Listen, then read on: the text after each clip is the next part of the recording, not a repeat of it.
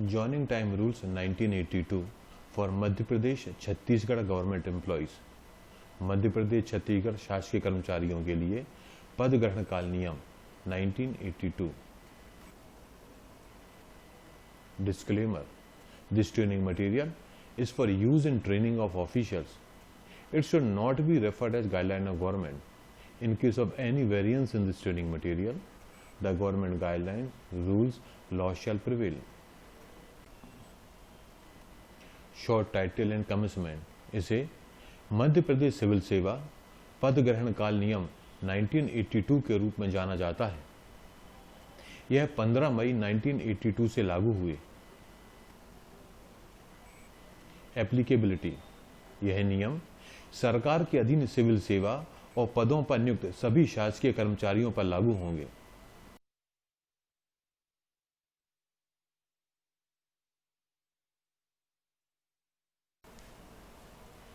यह नियम लागू नहीं होंगे अनुबंध व अंशकालिक रूप से नियोजित कर्मियों पर। वे कर्मचारी जिन्हें आकस्मिकता निधि से वेतन प्राप्त होता है। वे शासकीय सेवक जो कार्यभारक स्थापनाओं में नियोजित हैं। ज्वाइनिंग टाइम से हम क्या समझते हैं?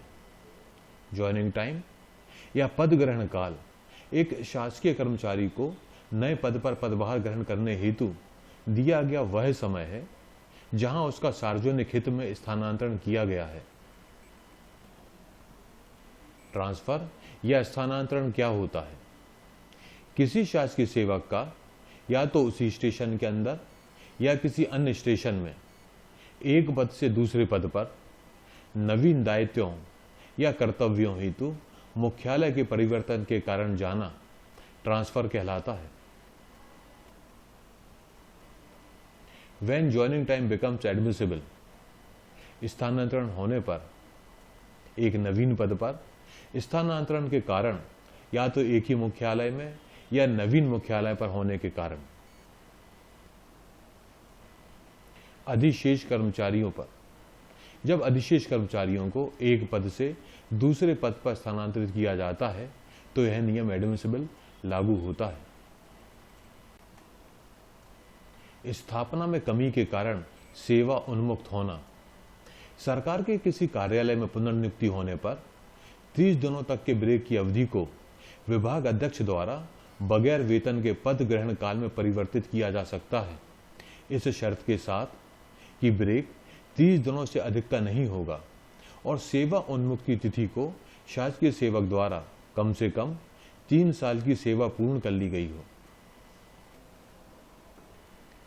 केंद्र या राज्य सरकार के सेवक जो या तो स्थायी हैं या जिन्होंने किसी प्रतियोगी परीक्षा या सरकारी सेवकों और अन्य लोगों के लिए खुले साक्षात्कार के परिणामों के आधार पर नियुक्त होने पर 3 साल की नियमित सेवा पूर्ण की हो।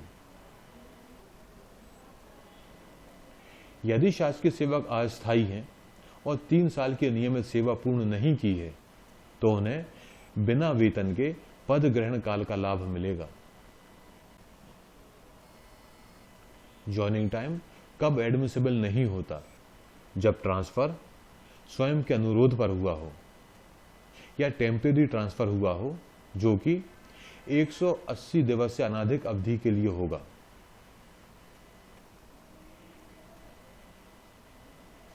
कमेंसमेंट ऑफ ज्वाइनिंग टाइम: पद ग्रहण काल पूर्व पद के प्रभार के पुनर्स्थापन की तारीख से प्रारंभ होगा यदि कार्यमुक्त पूर्वाह्न में किया गया हो। यदि कार्यमुक्त अपराह्न में किया गया है तो अगली तारीख से पद ग्रहण काल की गणना प्रारंभ होगी। ज्वाइनिंग टाइम कैलकुलेशंस: पद ग्रहण काल की गणना सभी मामलों में पूर्व मुख्यालय से की जाएगी।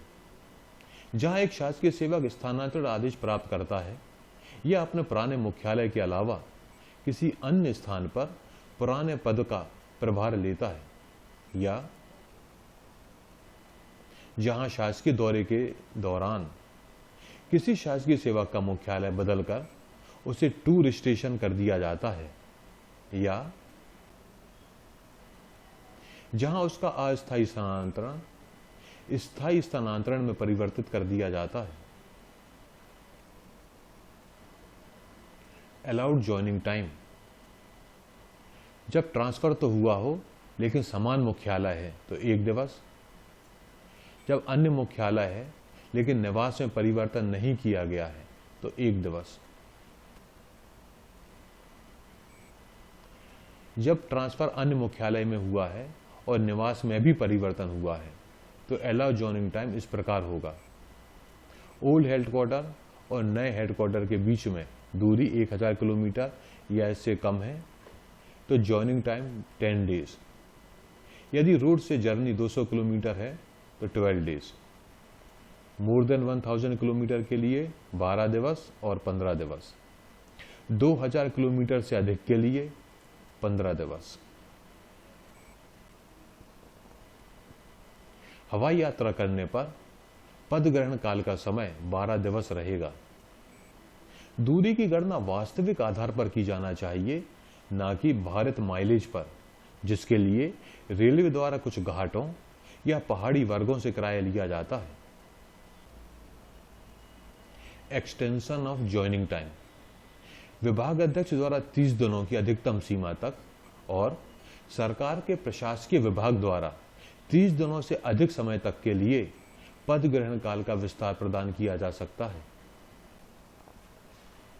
विस्तार के लिए मार्गदर्शक सिद्धांत यह है कि पद ग्रहण काल की कुल अवधि विस्तारित अवधि के बाद तैयारी के लिए लगभग 8 दिनों के बराबर व पारगमन समय व शासकीय अवकाश यदि कोई हो के बराबर होनी चाहिए।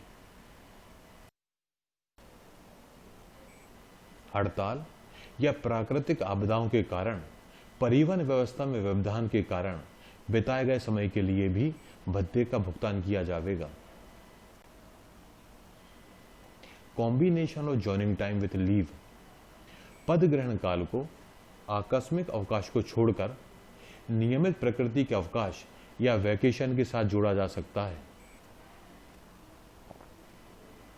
Benefit of more than one spell of joining time, यदि पारगमन के दौरान किसी शासकीय सेवक को निर्देश दिया जाता है कि वह प्रारंभिक स्थानांतरण आदेशों में बताए गए स्थान से भिन्न स्थान पर स्थानांतरित कर दिया गया है, तो वह संशोधित आदेशों की प्राप्ति की तारीख तक के पहले तक उपभोग किए गए पद ग्रहण काल के अलावा संशोधित आदेशों की प्राप्ति की तारीख के बाद की तारीख से नए पद ग्रहण काल का हकदार हो जाएगा।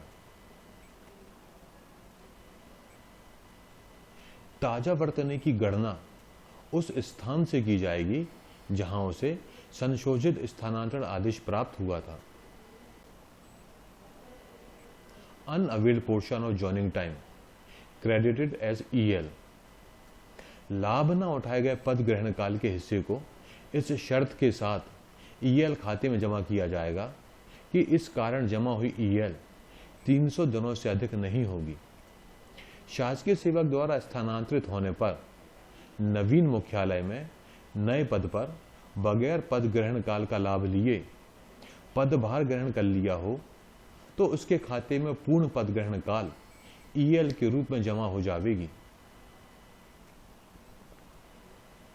शासकीय सेवक अकेले ही नवीन पद स्थापना वाले स्थान पर पूरी पद ग्रहण काल का लाभ उठाए बिना पदभार ग्रहण कर लेता है और अपने परिवार के लिए बाद में टीए का दावा करने के लिए समय की अनुमेय अवधि के भीतर अपने परिवार को ले जाता है। अधिकतम 15 दिनों की अवधि के अधीन वास्तव में उपभोग कर ली गई पद ग्रहण काल के दिवसों को घटाकर बचे हुए दिवस ईएल के रूप में जमा हो जाएंगे। एक दिवस की पद ग्रहण काल के मामले में अगर इसका लाभ नहीं लिया है तो भी यह ईएल के रूप में जमा नहीं होगी। एंटाइटलमेंट्स ड्यूरिंग ज्वाइनिंग टाइम, एक शासकीय सेवक जो पद ग्रहण काल का लाभ लेने का हकदार है को इस अवधि के दौरान ड्यूटी पर माना जाता है और उसे भुगतान किया जाएगा। पूर्व पद से कार्यमुक्त होने से समय प्राप्त वेतन के बराबर वेतन प्राप्त होगा। पूर्व मुख्यालय की दरों पर डीए, एचआरए, सीसीए का लाभ प्राप्त होगा। Joining time in case of technical resignation, technical resignation के समय पद ग्रहण काल का लाभ मिलेगा और पूर्व पद से कार्यमुक्त होने से पहले प्राप्त डीए, एचआरए, सीसीए के बराबर भत्ते प्राप्त होंगे। 3 साल से कम नियमित सेवा वाले सरकार के अस्थायी कर्मचारी हालांकि पद ग्रहण काल के हकदार होंगे, परंतु उन्हें इस काल का वेतन प्राप्त नहीं होगा। इस वीडियो में हमने जॉइनिंग टाइम रूल 1982 को समझा। यदि आपके कोई डाउट हो या क्लैरिफिकेशन हो तो स्क्रीन पर दिख रहे मेल के थ्रू कांटेक्ट कर सकते हैं। रूल्स एंड रेगुलेशंस के दूसरे वीडियो देखने के लिए स्क्रीन पर दिख रही वेबसाइट पर विजिट करें। थैंक यू, धन्यवाद।